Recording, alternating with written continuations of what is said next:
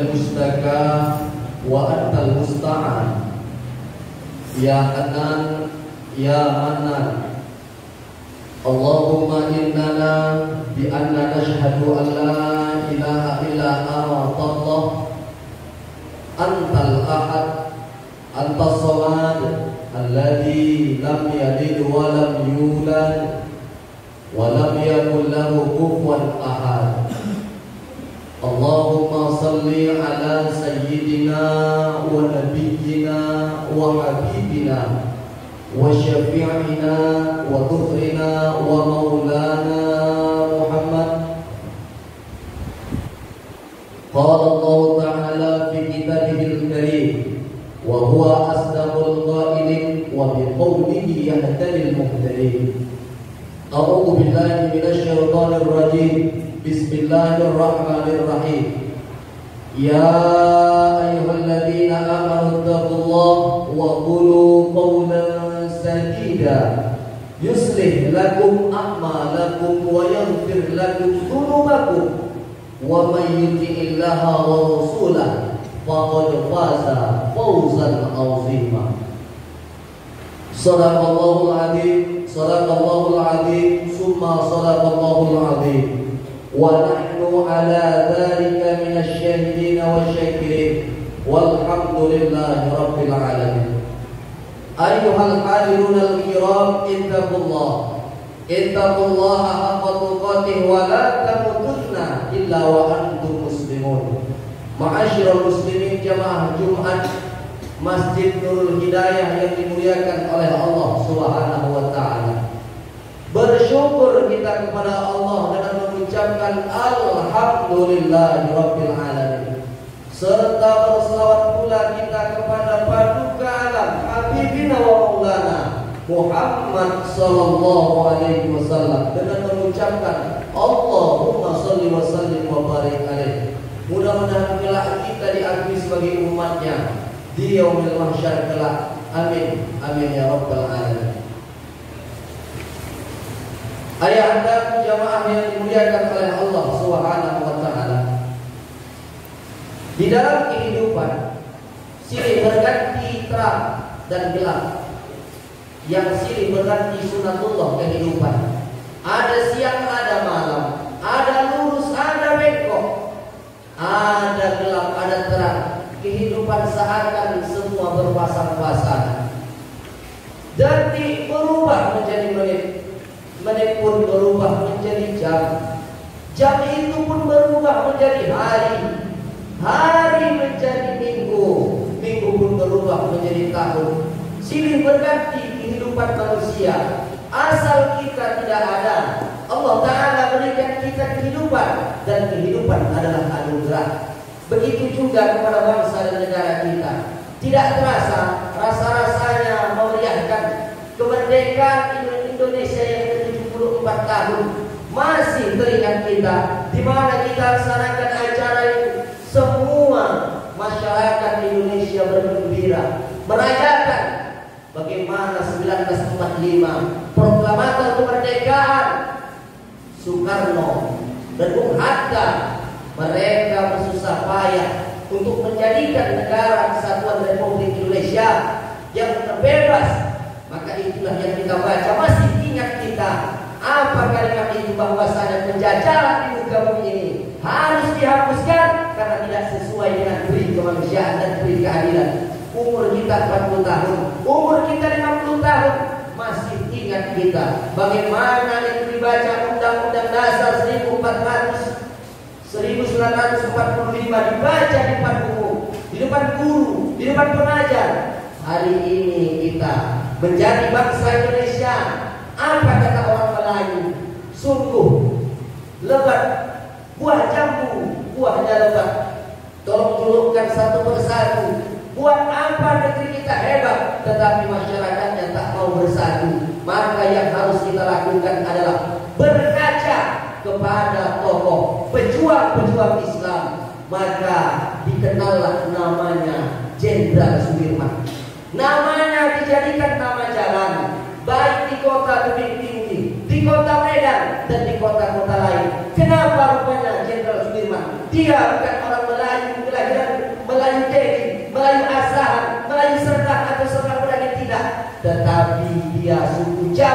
tetapi namanya diabadikan menjadi nama jalan, tidak sekedar nama belaka, melainkan Jenderal Panglima Sudirman memiliki keistimewaan dan sangat luar biasa.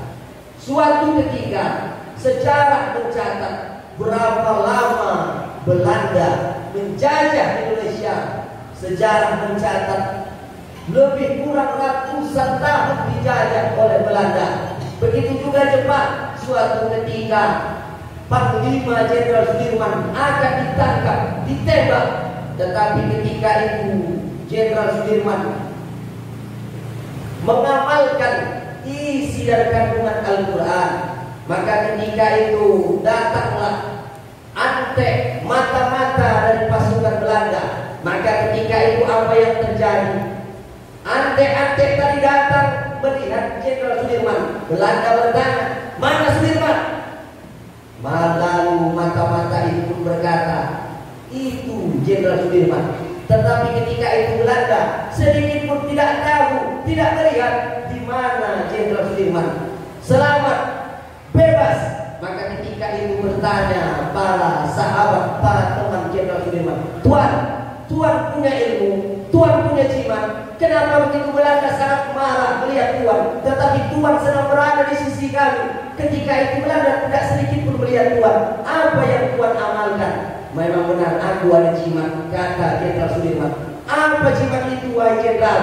Lalu apa dikatakan Jenderal Sudirman? 3 jimatku.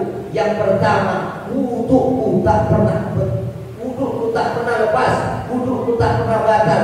Maka ketika di dalam hutan, lihat bagaimana foto-foto Jenderal Sudirman ditandu di dalam hutan. Kenapa dia sholat tetap wudhu tak putus? Maka jimat yang kedua, dalam keadaan genting sekalipun Jenderal Sudirman tidak pernah meninggalkan sholat berjamaah. Dia tak pernah putus untuk sholat mengingat kepada Allah Subhanahu wa Ta'ala. Yang ketiga yang dilakukan Jenderal Sudirman adalah lisannya selalu basah berzikir kepada Allah. Maka hari ini 75 tahun Indonesia akan merdeka. Hari ini tanggal 7 Agustus, 10 hari lagi sama kumandang merdeka. Merdeka akan terbiang di telinga kita. Kita bukan hanya merdeka diberikan oleh Belanda, merdeka diberikan oleh Jepang, melainkan keluar darah, keluar air mata, penuh tetesan keringat. Maka pejuang-pejuang Islam, mereka mengamalkan isi dan kandungan Al-Quran. Lihat bagaimana wudhunya tak pernah putus, zikirnya senantiasa mengingat kepada Allah. Maka Indonesia ini merdeka berkah teriakan takbir dari pejuang-pejuang Islam. Mereka beragama Islam, mereka menjunjung kalimat Allah. Maka hari ini kalau ada umat Islam ditanya inilah KTP Islam, tetapi mereka mengingkari, mengkhianati apa yang telah diperjuangkan oleh pejuang-pejuang Islam, maka menangis, terbakar. Maka hari ini bergembiralah kita. Kita tidak membawa senjata, kita tidak membawa bambu runcing, tetapi hari ini bagaimana apa yang sudah diberikan oleh para proklamator, para pejuang-pejuang Islam. Maka inilah yang harus kita lestarikan. Mereka mati, mereka terbunuh, tetapi janganlah kita mengatakan mereka berjuang, mereka sekedar mati. Mereka tidak mati. Maka Allah Ta'ala mengatakan di dalam Al-Quran surah Al-Baqarah ayat 154. Apa kata Allah? Wala taqulu liman yuqtalu fi sabilillahi amwat. Janganlah engkau mengatakan orang yang mati di jalan Allah itu mereka terbunuh. Mereka tidak terbunuh, bal ahya, akan tetapi mereka itu hidup. Walakin la tashkurun, akan tetapi kalian manusia tak menyadarinya, tak mengetahuinya. Maka orang-orang yang mati menegakkan kalimat la ilaha illallah, pada hakikatnya mereka adalah mati syahid. Syahid berasal dari kata bahasa Arab syahidah, yashhadu, yang menyaksikan. Maka orang mati yang di jalan Allah disebut mati syahid. Kenapa? Disaksikan oleh para malaikat, disaksikan oleh junatullah, tentara-tentara Allah. Maka orang yang mati membela menegakkan kalimat la ilaha illallah, maka mereka disebut dengan mati syahid. Orang mati syahid dapat 4. Yang pertama, mereka tak merasakan syakaratul maut. Yang kedua, mereka tak merasakan azab kubur. Yang ketiga, mereka tak merasakan yang namanya hisab. Yang keempat, masuk surga tanpa hisab. Begitulah kita hari ini sholat, kita hari ini berpuasa, kita hari ini datang bersimpul di rumah Allah. Belum tentu nanti kita disebut bisa mati syahid.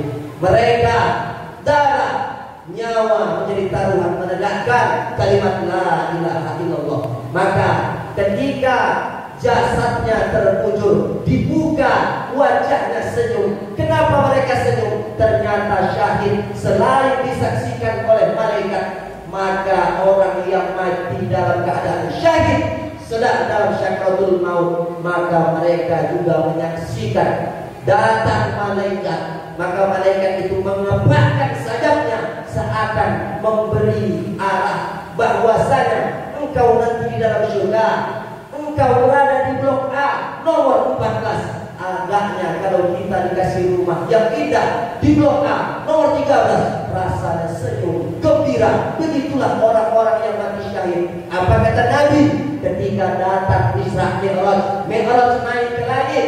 Maka Nabi bertanya kepada penghuni di dalam surga dan neraka, apa ketika itu? Bagaimana rasa syakaratul maut? Maka mereka pun berkata, rasa syakaratul maut adalah seperti pedang yang menebas berulang kali di tempat yang sama. Begitu rasanya. Ada lagi yang berkata, rasanya syakaratul maut seperti mata kail yang tajam dicabut dari daging yang basah. Ada lagi yang berkata, rasa syakaratul maut seperti kambing yang dikuliti hidup-hidup.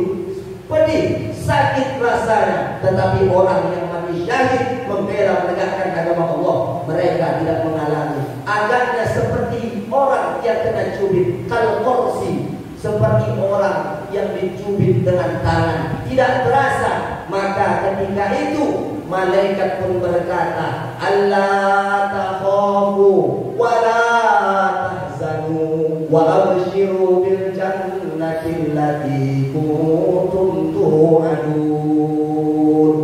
Maka janganlah kalian takut, janganlah kalian bersedih, dan berbahagialah atas surga yang telah Allah janjikan kepada kalian. Maka para pejuang-pejuang Islam, para proklamator kemerdekaan, mereka hari ini sudah berkalang tanah. Kalau harimau mati meninggalkan belang, kalau gajah mati meninggalkan gading, manusia mati meninggalkan nama baik atau nama buruk. Maka ini tergantung kepada kita. Hari ini kita hidup, hari ini kita ada di muka bumi Allah. Bagaimana orang-orang yang akan datang nanti sesudah kita mengetahui kita hidup di masa lalu, maka torehkanlah dengan kebaikan, dengan kemaslahatan umat.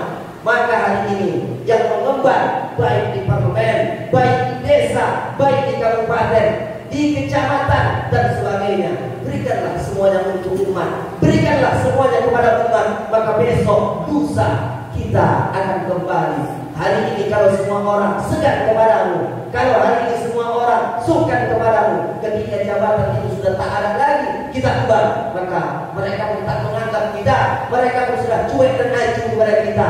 Maka yang patut kita lakukan adalah untuk menolong agama Allah.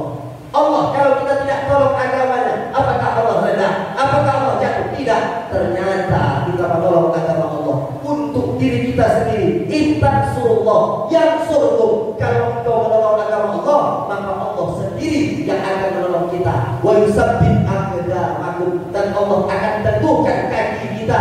Maka pada hakikatnya semua kita akan dikumpulkan di hadapan Allah Subhanahu wa taala. Yauma yafirul mar'u min akhihi wa ummihi wa abihi wa sahibatihi wa banihi. Yang pada nantinya orang akan lari daripada saudara kandungnya, lari daripada emak kandungnya, lari daripada ayahnya, lari daripada istrinya, istri lari daripada suaminya, dan semua anak pun terpisah lari. sibuk dengan urusan masing-masing, menghadap kepada Allah Subhanahu wa Ta'ala. Maka kehidupan ini agaknya seperti padi yang menumbuhkan para petani gembira riang, kemudian padi pun layu, kuning, binasa, hilang, sirna. Begitulah agaknya kehidupan. Maka kehidupan ini kalau kita gunakan untuk menolong agama Allah, untuk menolong orang-orang yang lemah, maka yakinlah kebahagiaan akan kita dapat baik di dunia ataupun di akhirat. Maka kalau ada pepatah mengatakan, kalau orang mau minta gelas maka akan dapat gelas, tetapi kalau orang mau minta air dia juga dapat gelas, karena air dapat dituang ke dalam gelas. Begitu juga kalau kita hendak mencari dunia, maka Allah akan kasihkan dunia. Tetapi kalau kita mencari akhirat, Allah Ta'ala akan berikan juga kepada kita dunia dan akhirat.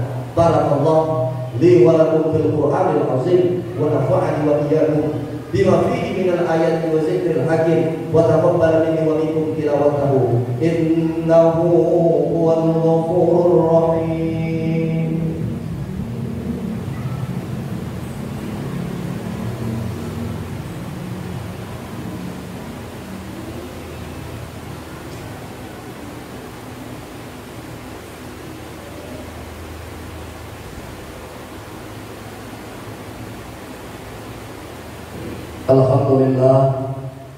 Alhamdulillahilladzi hadana lihadza wa ma kunna linahtadiya laula an hadana Allah.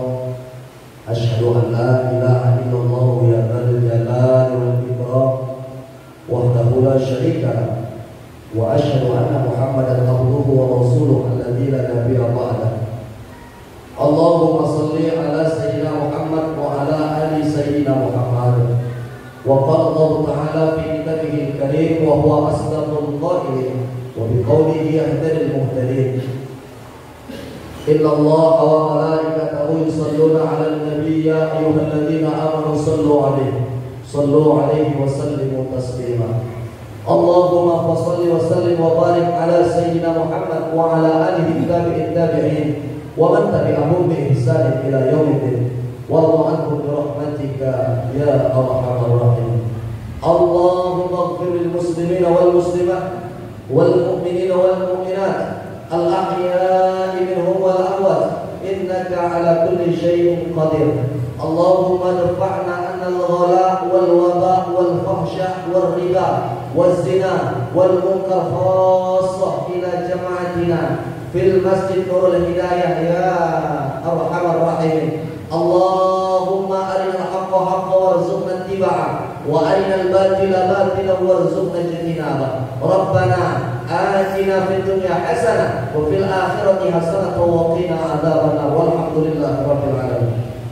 Ibadallah, innallaha ya'murukum bil adli wal ihsan wa ita'i dzil qurba wa yanha 'anil fahsya'i wal munkari wal baghi ya'idukum la'allakum